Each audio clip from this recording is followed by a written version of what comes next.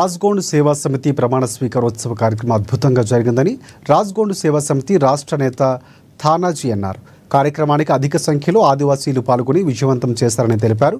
సోమవారం Adilabad press club media సమావేశంలో ఆయన జయప్రదం చేసిన ప్రతి ఒక్కరికి కృతజ్ఞతలు తెలిపారు. ఆదివాసుల సమస్యల పరిష్కారానికి మాజీ ఎంపీ రాజ్గోండ్ సేవా సమితి రాష్ట్ర అధ్యక్షులు స్వయం బాపురావు కృషి చేస్తున్నారని తెలిపారు. రాజ్గోండ్ సేవా సమితి ప్రగతికి ఆదివాసీలు అభివృద్ధితో పాటుగా సమస్యల పరిష్కారానికి మాజీ ఎంపీ ఆధ్వర్యంలో పోరాటాలు చేస్తామని తెలిపారు.